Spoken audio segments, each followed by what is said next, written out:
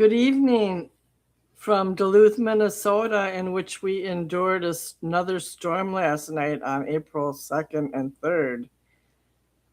Tonight's topic is going to be, I'm going to briefly mention a heresy that was brought up on our show a few weeks ago, in which I don't fully agree with.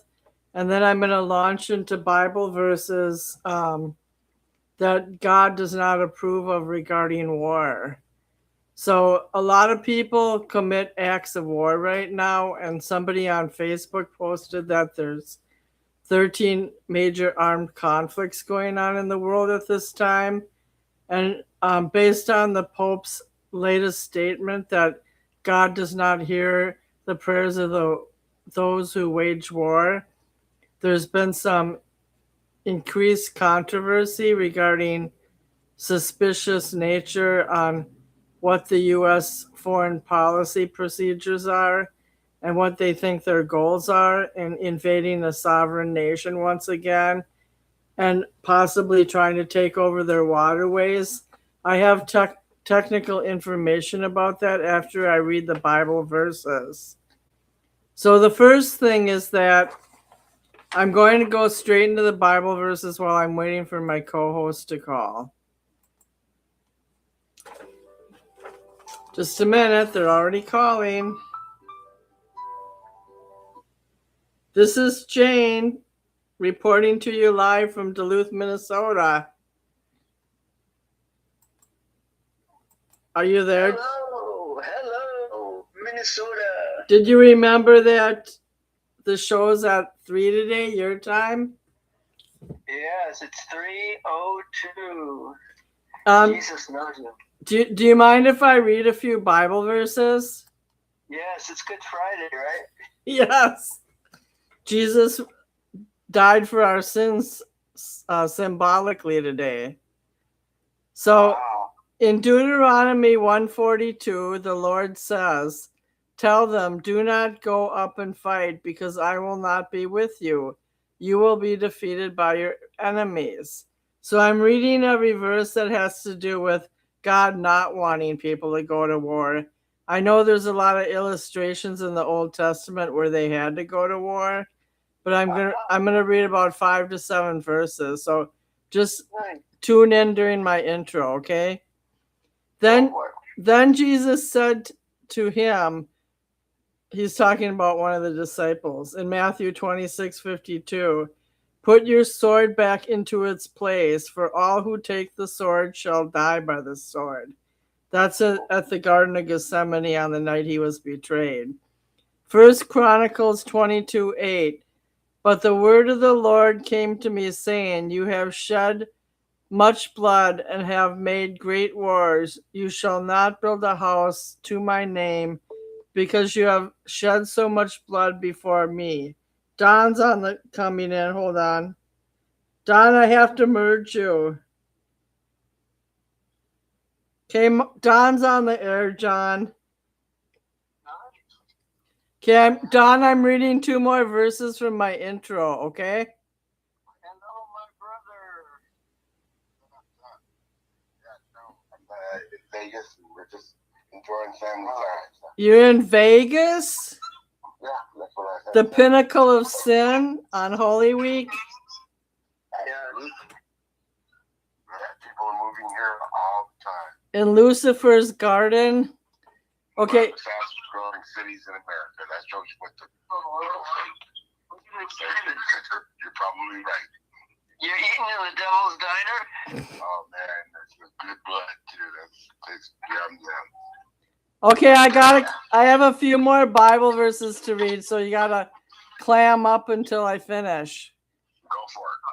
1 Chronicles 22:8, "But the word of the Lord came to me, saying, You have shed much blood and have made great wars, and you shall build a house to my name, because you have shed blood, so much blood before me on the earth." James 4:1 and 2 says, I know I took you off speaker because you have background noise. So you have to take yourself off speaker. Hold on, Okay. No, I'm not muting you guys. I'm taking you off speaker till I finish talking. What causes quarrels and what causes fights among you in James 4, verse 1 and 2? Is it not because of your own passions are at war within you? You desire and you do not have, so you murder. You covet and you cannot obtain, so you fight and quarrel. So, also Jesus said, my kingdom is not of this world, meaning that all the things that man wants to accomplish on earth are not part of his kingdom. And now, also, I would like to tell you guys one or two things before I stop the intro. In the Strait of Hormuz, Iran has a lot of little islands in which they fortify their military strength. They have strips of land for drones. They have bunkers. They have hidden oil storage. One island is named Kang. Another couple of islands are named Lesser Tongue and Greater Tongue, Tung, not like our tongue. Abumus and Kushum, in which the military has certain spots around this certain horn that curves up and then down. And then they have a spot in which that they monitor traffic as it goes around the waterway going past Qatar, and they monitor the shipping traffic in that lane. Now, I want you guys' moral opinion. What is Trump exactly trying to do besides one day he said he's going to stone them back into the Stone Age, and then he was just trying to make an impact and come to an agreement, and now the Saudis are trying to intervene for some type of an agreement. So whoever wants to go first can, and then we'll talk about war. Go ahead. I like to go first. So I guess the question is, it's a challenging thing. As a Christian, we know Jesus is the king. His kingdom is not of this world. So we don't kill people. We don't use guns to settle disputes. That's social interaction as Christians. But the question is, Trump is commander in chief. So the question is, do you want police officers and military that live by the golden rule, do unto others, turn the other cheek? If they hit you, slap you, give them the other, cheek. They ask for your shirt, you give it to them. I don't see how that works. Every great country is established by war. So if you want your example, if someone was to try and kill one of us right now, would you ask for a police officer who's going to say, the guy asked for his gun, police officer, give me your gun and let me go and give me your wallet? That's a biblical concept. Our police and law enforcement is supposed to live as pacifists. Jane, do you think that our government should run as a pacifist society? On a local level, it's different. Like if local law enforcement's trying to catch criminals, they have to have some form of authority with them in order to arrest people. But so we can agree that doesn't work on a law enforcement. Right, we have to use a different value system. We can't use Christian principles of turn the other cheek and lay down your life for your brother. Right, you have to enforce the law and use force. Right. Well, technically, in places like Norway and other places, they have tried other means of disciplining people to obey the law, but I'm talking more about foreign wars and defending ourselves versus being the aggressor. And right. So again, so what you're saying, to enforce crime for people who have bad intentions, you have to use force. Sometimes lethal force. Sometimes that's the only way, right? Like if someone's trying to kill me, I don't just sit there and go, kill me. Jesus says to love my neighbor. He says, no, you have to defend yourself. So the question is, that's for local. Internationally, that's government or country against harm. Hamas, Al-Qaeda, ISIS, Hezbollah, the Houthis, they are sworn to a ideology to destroy the infidel, kill us. They're building nukes. They're launching missiles right in the Strait of Hormuz. All they have to do, they were told, is stop your nukes, be peaceful, don't try to kill the Jews, etc., and they won't agree to that. They're like, we're going to build the nuke program, and if we but I shut found down the whole thing. Go ahead. I found out through a scientific organization that they weren't anywhere near in completing those nukes, and it was a What are they doing right now? They're launching missiles and they're mining. They're fighting back. They're fighting. When a country gets attacked, and the United States has used more Tomahawk missiles than it has in any other war in this first 2 or 3 week period, they have the right to fight back. Oh, they do, but we have the right to. We have a right to defend our nation against terrorist organizations. Do you know they fund There's terror, a better way to go about it than going 6,000 miles across the earth and spending. We've tried for 47 years that approach. It doesn't work. Well, you know that. In other words, It's not going to work. That approach is not going to work either. They are bent on the destruction of particularly Israel, but as an adjunct, the United States. Have you been to Nigeria? They butchered more people this week. Do you have any sympathy for Christians or women that are getting raped? Or how about 30,000 people in Iraq? yes, I don't jump around the whole. Can we stick with one nation right now? I do know. Iran in the Strait of Hormuz. So what did they do last month for people who protested the government? What did they do to 30,000 people? Killed them. They killed us a chain. I don't think they killed 30,000. They kill all the protesters. Well, good. Nobody's going to be left then. Sorry, what did you say? I'm saying, first of all, we have Trump. Okay, Don, can you take yourself off speaker? Take yourself off speaker, Don. First of all, I know about the killings in Nigeria. I listen to Catholic radio, and they cite them every day. But wait, stop. We're not talking about Nigeria right now. We're talking about Iran. 30,000 people in Iran. I don't believe they were killed, all of them. I'd say maybe 1,000, not 30,000. Wait a second. Have you talked to people who live in Iran? Sure. I'm going to look it up. 1,300 were Please look it up. They killed the ones in the hospitals before they raped the nurses that took care of the wounded. Well, I'm glad you're researching this because everyone knows they've killed thousands, multitude thousands, until people stop resisting. They kill you till you stop resisting. Exactly. Well, all we know is I want to tell you a false claim that Donald Trump made. Well, now let's go back to your subject. You're asking, why are we doing this?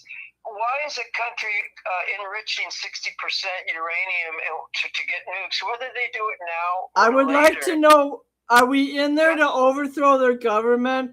Are we in there to stop their oil production? Are we in there to take over? Are we in there to ruffle their feathers? It's all about Donald Trump. Okay, This is a retribution. Jerry, don't talk unless you call in. I don't want any background noise. But this is about Donald Trump and his desire to avenge the threats on his life during his first term. This is all about Donald Trump, and he's, sucking Netanyahu's dick, just like he always sucks Putin and everybody else. I don't mind if he sucks his dick, but he said for over 40 years, I would take care of Iran. I would take care of the. So this isn't something new. This is a philosophy. Some people think you can coexist with Islam. We cannot, and he's addressing the problem. I personally like his approach. From a pragmatic point of view, is Trump trying to forwardly advanced Bible prophecy. Yes, because that is what is going to. John just said it. They can't be changed, so they have to be beaten. And this is a religious war. So this is turning into something completely different than what we've had before. We have never had in American history a religious war. And this is not even a war because Congress has not ratified it. They have 60 days, and those days are almost gone. But this is not officially a war. So this is an illusion of what can be done by the most powerful country in the world that is affecting not only Iran, but every country that Iran bombs is being affected, and also Cuba, Venezuela, big time. Indonesia is going to be, and India. So those are some of the countries. Places like India have there's a lot of places dependent on Iranian oil, and they're being strongly affected right now. Even the Philippines, John, they're in a crisis. Right, and imagine what would happen if they had a nuclear weapon. You think this is trouble with their army, their navy decimated, their planes decimated? What do you think they're going to do if they have a nuke? They're going to hold the whole world hostage. How do you know that? How do you know that? Why can't we handle it? Even Europe had a meeting without Trump on how to handle this crisis. Well, when did Islam start? Trump doesn't care. How many countries are under Islam? Over 50. So you're telling me what's the example? Just go to Nigeria, go to Sudan, go to Pakistan, go to Tanzania, go to Iraq, go to Libya, all these places. They're not safe for Christians.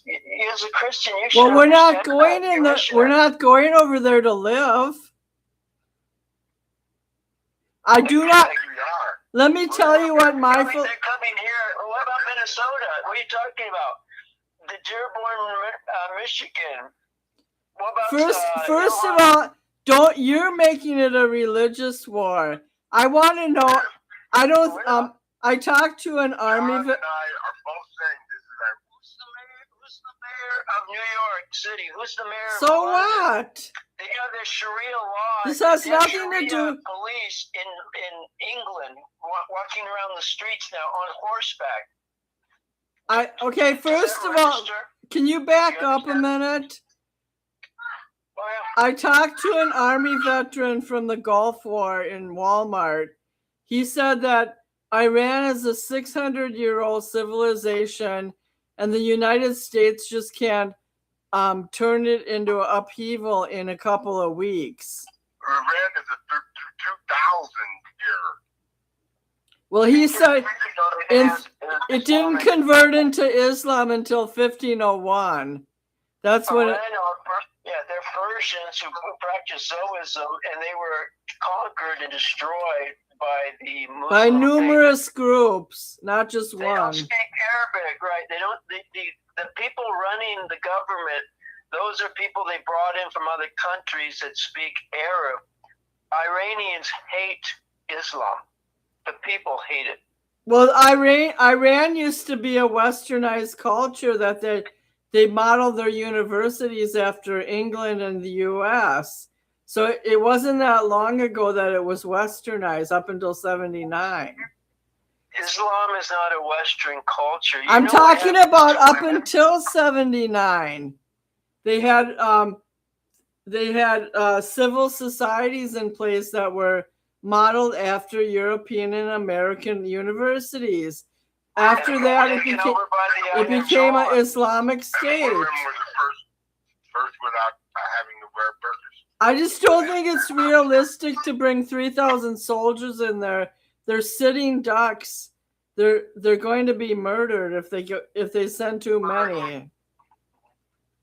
You know, Iran has. Those are the losers, Jane. He already said those people who are captured or killed are losers. Well, I'm glad my son.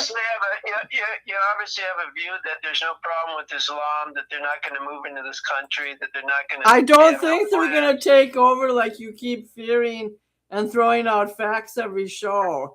No, I want to backtrack to. Yeah, you believe it's a peaceful religion. You can coexist with them. So I do think you don't care about. I do think 90% of Muslims are peaceful.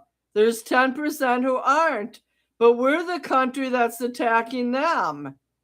Yes, they have retaliated, but what do you expect? Well, wait a second. So you're telling me that we can go in America and we can build Christian churches in Iran? Sure. We get got into government. Yes, there is a Christian. Show me how many Christian leaders they have in Iran. They have a Christian church in Iran that plays modern music. I saw it on YouTube, and they were all praising God, and they're not dead. So you don't think they have the mullah, the supreme leader, the mullahs? They don't have. I'm not asking to build a church in Iran. I'm not. But I don't think. Why are you afraid that Muslims are going to take over the U.S.? Because every missionary that I know is getting killed or threatened or raped. Do you know that, Jane? Don't you have any compassion for Christians getting raped? I belong to a Baptist church, and they have missionaries all over the world. Right. So you're aware? And they're not being killed. In Nigeria, are you kidding me? They just beheaded people in Nigeria. That's the only place. Okay, you guys, I don't want the show to be about this. Okay, go ahead. Well, you started the show. You know, in Iran, that the national wrestling champion, he was 19 years old. He said he just disagreed with. I know who he is. This last couple weeks. I know he was killed. All I know is that you believe we should go to Iran and possibly even annihilate it. I don't know what you believe. But if you... Trump was very clear. We want to disable them where they can no longer threaten us or the world. You know, they have weapons that can now reach London. They can reach all of Europe. They can reach our bases. They launched a few, and we shot them down. And there's going to be the risk that we took by going there is there's going to be casualties on both sides. Now, there's always going to be casualties. Saudi Arabia would like to intervene, and they would like to. Nobody wants this war to go on and on. It's too much. Like somebody said at my job, you can't pluck the hornet's nest. They're the most prolific country in the world as far as their military operations, and they have operations around the Middle East that they're going to fester if we don't get things under control. So, but again, remember, follow the money. Okay, now, John, this is where it gets to where it becomes sort of immoral. Right now, we're gearing up. Our National Guard is going national Nevada, and then we're going to gear up our factories, steel. Just like you and Bianchi, yeah, you guys have been testing out. So basically, we're gearing up. So people do want war. There's only two things in Keynesian economics, and that's guns and butter. And if you can't do enough for agriculture, and most every country in the world does not accept our agriculture, then the only other thing is guns. And Halliburton, Boeing, all these guys are going to get rich quick because of these quick wars. And Exxon, Chevron, they have to take over the oil fields in Venezuela. So they're going to be busy. All these telecom companies are extremely busy because they've got to provide connectivity. And we're looking at a boom in everything that's going to be happening in the next couple of years. All you're trying to do is justify the military industry complex. What I'm trying to do is... No, I'm telling you, Don's talking about how much business the United States military industry complex will get if they continue this war. Oh, yeah, they will. But see, Trump's going to do it, boom, boom, and done. All these other wars we were in trying to do it, as a pacifist, like under Obama, Clinton, and even Bush, was to accommodate 20-year wars, 10-year wars, 8-year wars. Those are I'm talking Iran, I'm talking Iraq, I'm talking Afghanistan, and so forth. He's been there 5 weeks. We've lost 13 people. We've had over 1,000 people killed just alone by their terrorists. I don't mind losing 1,000 people as compared to 100,000 or 30,000. You have to pick your battles. One way or another, people are going to die through Islam. Well, I don't think it's just Islam. I think it's a mindset. And every one of those 50 countries allowed Muslims to come in. They build a mosque, they get into politics, and they've conquered them. This is a map. You study history. I don't think Iran is going to take. I mean, I don't think Muslims are going to take over the U.S. America is 65% Protestant Christian, and it's about 35%. All the countries that they've conquered were 100% or 85% Christian. You know that, all of them. Look at Turkey. Turkey is part Christian, part Muslim. They haven't fully taken over Turkey, and Turkey's in the EU. So 1 out of 50 countries you can live without getting killed. Maybe 10 out of 50. I don't think that you're lumping every Muslim together as killers. Well, you know what is? I'm a numbers person. I just go by the numbers. If 80% of those nations or 85% it's not safe to be a Christian, I can assume it's dangerous. It's bad. How do you justify the United States starting so many wars and not even helping Ukraine? Oh, we've been helping Ukraine for the last 3 or 4 years. Not really. Russia's bombing the crap out of them up to this day, and they've taken over a lot more land in the last 4 weeks. That whole war. In the beginning, right? We let it happen. That war is a lose-lose situation until the end. And I don't think that we can from a pragmatic point of view, no matter if the Iranian legislature makes sense or not, we're not talking about the Muslim clerics at this point. I don't think that we can go over there and conquer them. We can cause damage, but we're also causing damage to the worldwide economy. So there's different ways of making points than just physical attack. Well, you've studied this stuff for years, and this is what you think, so no one will talk you out of it. I've studied it for years, and peace comes through war and strength and power. It doesn't come through negotiation. The peace doesn't come through war. Look at Afghanistan. Every country, okay, well, let's look at the superpowers. How do you think that China became what they are, or Russia, or the United States? We rebelled, we had revolutions, we overthrew governments. Name any superpower that's not there because of their military. There is none. So do you think that the modern day position of the U.S. is to go in there and infiltrate countries? Well, you skipped my point. You didn't answer my question. What superpower, what great nation, what any established nation has been established just by being peaceful? There isn't. Tell me the example. Finland and Sweden, but the Finland had to fight the Russians. Well, yeah, that's right. Guess what? World War II. What were they doing in World War II? Finland had a side. They had to side with the Germans because they were afraid for their own safety. Yes, and having swastika. So what saved them from that? The United States and the Allies through war. You have to be truthful, James. Well, I'm saying that you don't have to, but that's the reality. The socialist countries have been able to prosper. There's only been minimal terrorist violence in Sweden and Finland and Norway. It's because, and again, that's because they never have any military to defend themselves. They're asking us to protect them. And that's why they have the EU protecting them, and Trump abandoned the EU. And they're saying that Trump has to protect them. The United States. They're not saying he has to. They would like his help. Okay, we don't need the state of Hormuz. they need us to defend them. Are you saying that we have to be a warring nation abducting people like Venezuelan leaders in order to be powerful? Is that what you're saying? That's how the world works, baby. Well, I don't agree. I believe Yeah, that's fine. I agree with the Pope. That's an unchristian position, John. That's the point.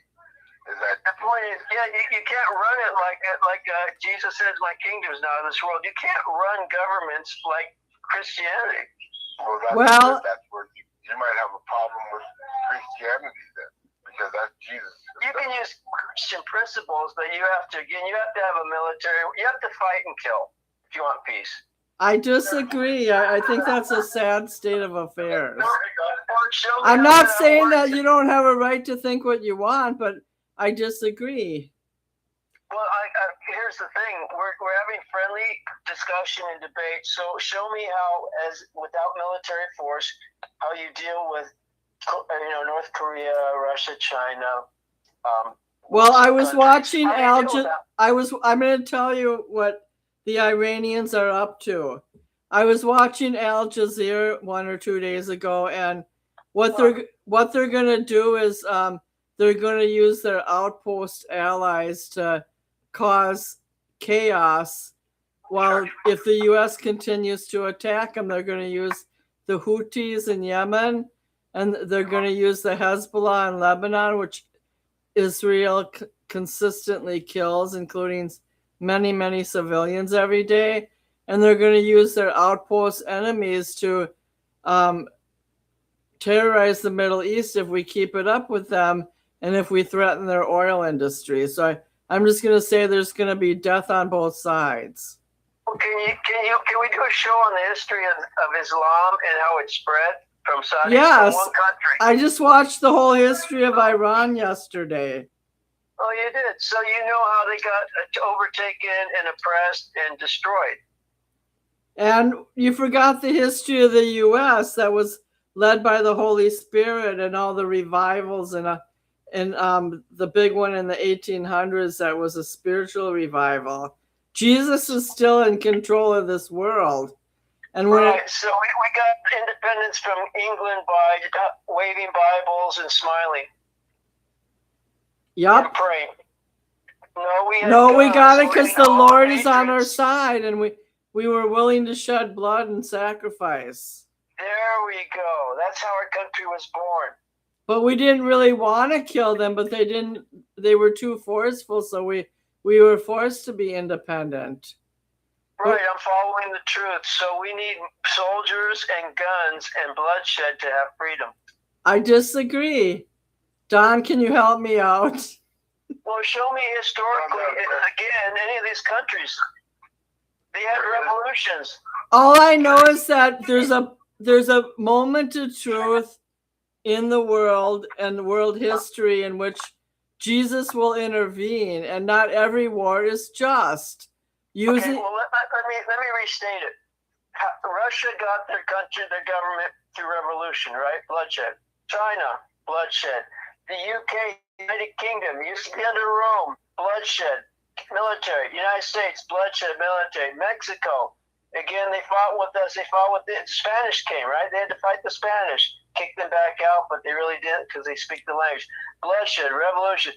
Go to the whole world, Middle East, every country. So what you're saying is the world is in a perpetual conquest. We've never had a United States president saying they're going to bomb a country back to the Stone Age. Well, Jesus, he came for our sins, and this is one of the biggest sins we have. He said if they don't stop, if they do not work with the program, they had years and years of meetings, and Trump had months of meetings. And he said, "Listen, we can't go any further with this. This is the line in the sand. If you don't negotiate, then we will bomb you into the Stone Age."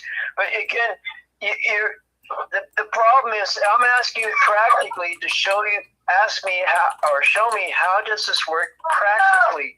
And you're saying in theory it would be nice, but no country exists that you can tell me of that they didn't get there by being just peaceful. They had to have arms and force. Even the Indians, even the Aztecs, the Mayans, everyone. We're talking natural law, right? Law of the jungle. Go out in the wilderness. How do you deal with animals? You kill them. You can't go to a tiger or a gorilla or alligator and be peaceful. It doesn't work. First of all, Trump did not attempt to negotiate with Iran.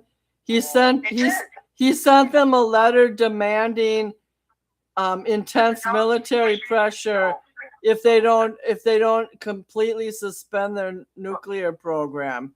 He didn't bargain with them. He threatened to dismantle them. Who's Mark Rubio? And what about Israel? What are you talking about? They've been talking for Mark Rubio is a wimp who Trump used to pick on himself. Oh, so you don't like? So he has been negotiating. I used to like the guy until he became Trump. I know. Became pro-Trump, but I don't like him anymore. So has he been negotiating with them or not? I would like to read something quick.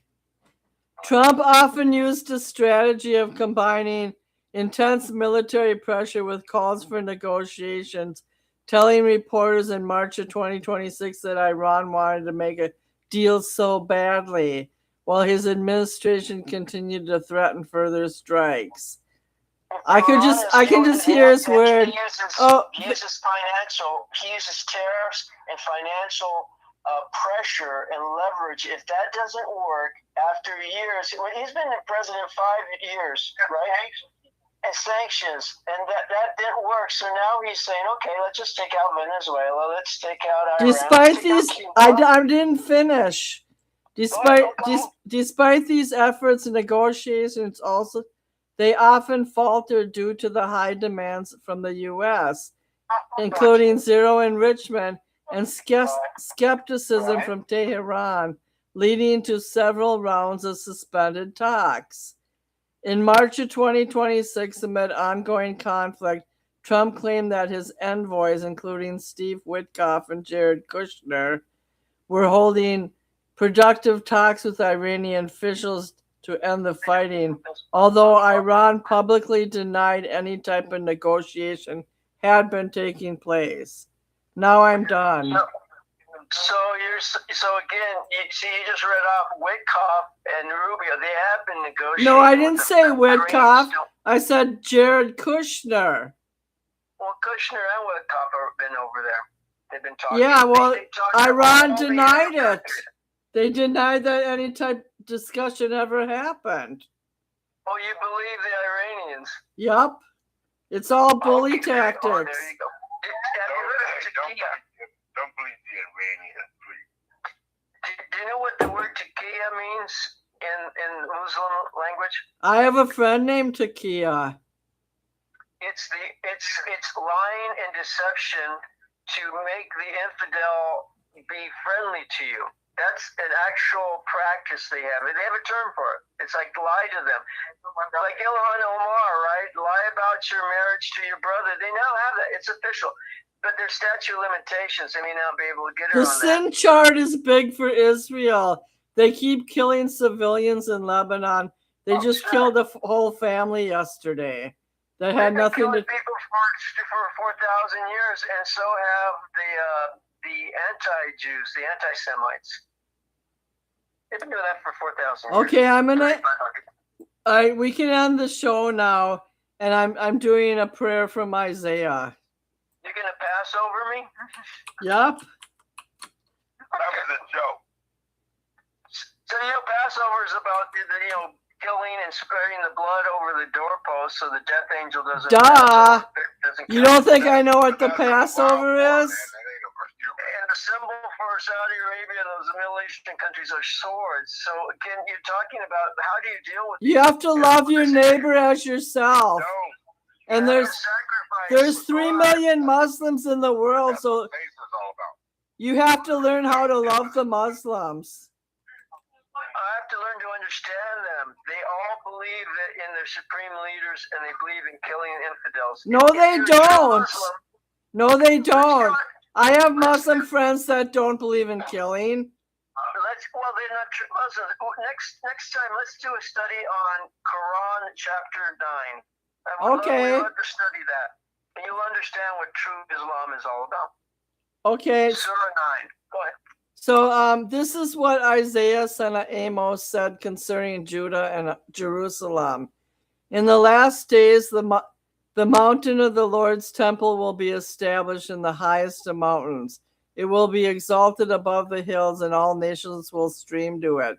Many people will come and say, "Come, let us go up to the mountain of the Lord, to the temple of the God of Jacob. He will teach us his ways so that we may walk in his paths. The law will go out from Zion, the word of the Lord from Jerusalem. He will judge between nations and will settle disputes for many people. They will beat their swords into plowshares. They will turn their spears into pruning hooks. Nation shall not take up sword against nation, nor will they train for war any more. Come, descendants of Jacob, let us walk in the light of the world, light of the Lord." Okay, I'll stop there. It hasn't happened yet. We haven't ended war. And why did We haven't had a war. We haven't. and why did God create so many people if they're all just gonna die foolishly? Because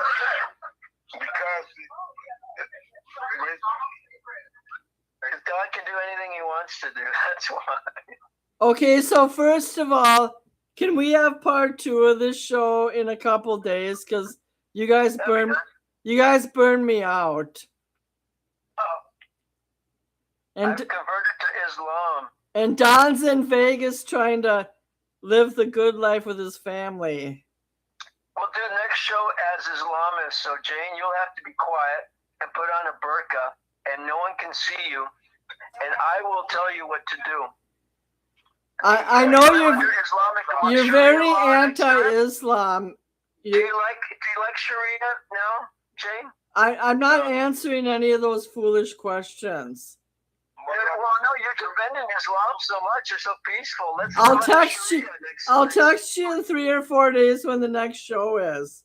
Okay? I have to do a part 2 by myself about another topic. Okay, well, we already have talked about the fact that this is if you want to live a clean life, you live the Muslim Islam life. They can't, no adultery, no alcohol, no. Jane can be your second wife. I'm not going to be anybody's wife. I've Well, it's not your decision to make. I'm independent. You're under Sharia now, baby. All right, bye, you guys. Have a good night. Bye. So I want to say something about another topic. When I was going to do a show in the last few days, I had to leave out one of my atheist friends because he picks on the Israelis. And I had another so-called friend that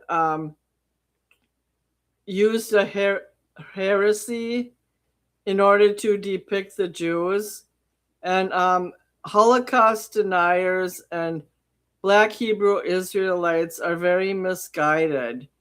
And in Deuteronomy 28, when they're talking about the diaspora of Israel, how they will be sent by ships into slavery, and they were sent into Babylon for 70 years.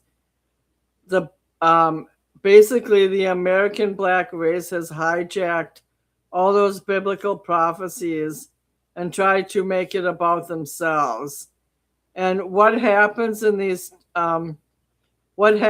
that type of religious stance is classism, racism, and misogyny, in which people take a part of the culture and they try to adopt it as their own, and then they try to equally oppress people, like the women in their spiritual congregation. So I am opposed to anybody who is trying to defy the true Jews. And my show I did a few weeks ago on the calamity in Iran and the problems that it's created is that the true Jews are already in Israel, and they're awaiting the second coming of Christ. And for some of those people, they will be the first crowning of their actual king. So I will cover this topic on the next show.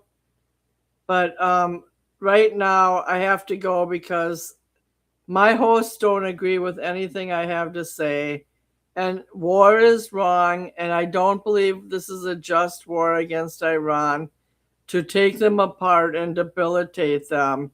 And even if they have own problems in their own country and they kill their own people, it's a human rights violation that can be, technically it should be handled by the leadership there, but the UN and other people are crying out in the world. But for the US to go in there and attack people and then kill more civilians is not the proper method how to handle that problem. And Trump is wrong. All the leadership in Iran has not disappeared. There are pragmatic, level-headed leaders that want to conduct their society in a normal way. And I'm sorry that some people are jaded by the religious critics there. Have a good night.